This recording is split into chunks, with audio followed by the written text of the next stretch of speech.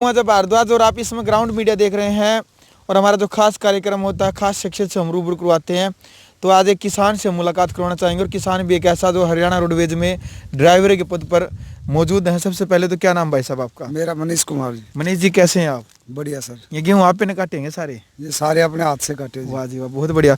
तो सभी दर्शकों को बताना चाहेंगे कि आपने खेती अलग अलग तरह की, जैसे हम जो हमारे जो कार्यक्रम होते हैं किसानों को लेकर के हम दिखाते हैं, एक अलग तरीके से जो खेती करते हैं। इस भाई साहब ने, मनीष ने केसर की खेती की है, तो उसके बारे में कुछ बताना चाहेंगे भाई साहब, केसर के बारे में। भाई साहब एक खेती में चल करके बताएंगे एक बार। देख सकते जो खेती, ये आप देख सकते हैं कि यह केसर की खेती कुछ इस प्रकार से होती है। हमने भी पहली बार ही देखी है, शायद आपने भी पहली बार देखी हो। तो इसका प्रोसीजर कैसे, क्या इसके फल लगते हैं, कैसे क्या फिर ये उतरती है, फिर मंडी में किस प्रकार से जाती है। भाई साहब किस प्रकार से, पहले तो ये बताइए, आपने अपना जो एरिया है, जो उर्ली साइड का, आपके सोनीपत क्षेत्र की बात करते हैं, गांव बुटाना है आपका। हाँ जी, हाँ जी। तो आपके इस क्षेत्र में बहुत कम ही ऐसी फसलें बोई जाती हैं। आपके दिमाग में कैसे आई ये बातें? सर ये मैं रोडवेज में था और मैंने वहाँ पे जी उसमें न्यूज़ में देखा था कि यमुनानगर से जी, उससे पास में, तो वहाँ पे एक सरदार ने लगा रखी थी। तो उसकी फिर मोबाइल नंबर मिला मेरे को, उससे संपर्क किया मैंने। संपर्क करने के बाद मेरी उससे बातचीत होती थी, उससे मैंने बीज लेके आया मैं और फिर इसको लगाया था और ये पक्के तैयार हो चुकी है और कुछ तोड़ भी ली है। अब ये लास्ट स्टेज चल रही है इसकी। जो बिल्कुल। मनीष जी, कितना लगभग कितना एरिया, जो कितना एरिया में आपने लगा रखी है ये? सर ये मैंने 1 बीघा में लगाई थी जी। तो इसमें कुछ उगी नहीं, कुछ जो इधर उगी है ये आपके सामने है और ये सब कंप्लीट तोड़ चुकी है। अब ये लगा लो आप, एक स्टेज बाकी है इसका। तो अभी तक लगभग इसके ऊपर जो आपने जो खर्चा किया है, तो लगभग कितनी लागत इसके ऊपर लग चुकी है? सर ये 40,000 रुपये पर केजी के हिसाब से इसका बीज लिया गया था जी। और ये मैं 200 ग्राम के करीब बीज मंगाया था मैंने। उसमें से ये लगा लो आप 100 ग्राम ही उगने पाया था। 100 ग्राम वैसे बगैर उसके नष्ट हो गया ये। बिल्कुल।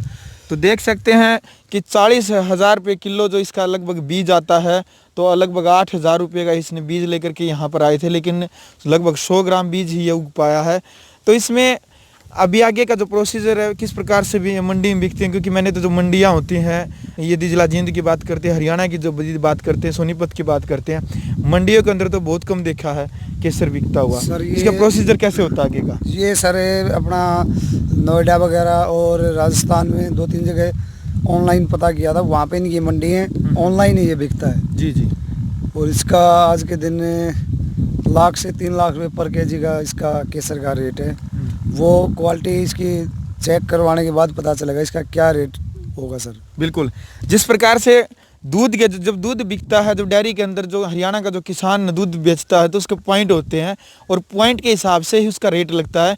जो केसर का जहाँ रेट की बात करते हैं, लगभग 1 लाख से लेकर के 3 लाख तक पर किलो इसका जो रेट होता है।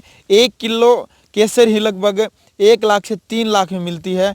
तो जो अब भाई साहब आपने जो इतने इस क्षेत्र में, इतने एरिया में केवल 1 बीघा कह रहे हैं आप, इसके अंदर से आपकी लगभग कितनी उतर जाएगी फिर? मेरी कम 1 से 1.5 किलो करीब सर। अभी मैंने उसका वेट नहीं किया है, 1 से 1.5 किलो केजी होगा उसमें। बिल्कुल। तो अन्य जो फसलें हैं, जिस प्रकार से गेहूं की तैयार करते हैं, धान वगैरह लगाते हैं, गन्ना लगाते हैं, उससे तो फिर ज़्यादा फायदेमंद रहेगी है? हाँ सर, उससे तो बहुत ज़्यादा फायदेमंद है। बस थोड़े इसमें क्या है कि निराई गुडाई ज़्यादा करनी पड़ती है, देखभाल ज़्यादा करनी पड़ती है, मैंने तोरों से थोड़ी ज़्यादा। हाँ जी, बस थोड़ा ये है कि पानी बढ़िया होना चाहिए और जंगली जानवरों से इसकी रक्षा करनी पड़ती है।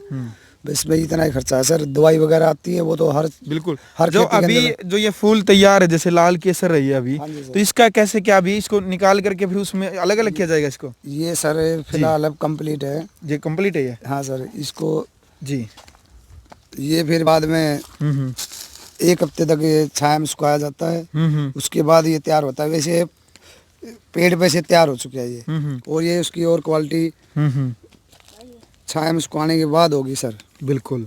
तो ये आप देख सकते हैं, यदि आप किसी ने भी केसर की खेती करनी है, तो ये विधानसभा क्षेत्र बड़ौदा है। हाँ सर, विधानसभा क्षेत्र बड़ौदा है, सोनीपत जिले की बात करते हैं। यहाँ पर हमारी जो टीम ने संपर्क किया, इनका खुद फ़ोन आया था कि हम भी कुछ जानकारी देना चाहते हैं। यदि आप किसी ने भी ऑनलाइन यदि खरीदारी करनी है केसर की तो डिस्क्रिप्शन में मनीष जी का नंबर भी देंगे। और यदि आपने जानकारी लेनी है केसर की खेती करने के लिए, किसी तरह की बातचीत पूछनी है, उसके लिए भी मनीष जी हम आपका नंबर उपलब्ध कराएंगे, हमारे जितने भी दर्शक ग्राउंड मीडिया के। तो आप लोग भी इसी प्रकार की जो मुहिम है, जो किसानों को लेकर के कुछ न कुछ नया करने का प्रयास करते हैं, कम क्षेत्र के अंदर अधिक पैदावार कर सकते हैं और जिसको फ़ायदा हो सकता है, इस प्रकार से हरियाणा रोडवेज के कर्मचारी हैं, ड्राइवर हैं, ये उसके बावजूद भी साथ साथ में खेती करने का कैसे प्रयास करते हैं आप? जैसे हरियाणा रोडवेज में भी आप ड्राइवर के पद पर भी हैं, साथ साथ में कैसे कर लेते हैं? फैमिली मेंबर है वो करते हैं, उनके साथ लगा रहता हूँ। बिल्कुल। और किसान परिवार से ही आप? हाँ जी सर, किसान बिल्कुल। परिवार तो से एक ही। उदाहरण है भाई, सरकारी नौकरी पाने के बावजूद भी एक जुनून होता है व्यक्ति के अंदर कुछ कर गुजरने का, वैसा इन्होंने दिखाया। आप लोग भी प्रयास करिए जीवन के अंदर कुछ न कुछ अच्छा, कुछ यूनिक करने का। और केसर की खेती करनी है, यदि केसर आपने किसी ने भी चाहिए तो डिस्क्रिप्शन में हम नंबर देंगे। तो ग्राउंड मीडिया के लिए आप बने रहिए, ग्राउंड मीडिया के साथ हम एक ऐसी शख्सियत से फिर रूबरू करवाएंगे। ग्राउंड मीडिया के लिए सोनीपत से मैं जब भारद्वाज।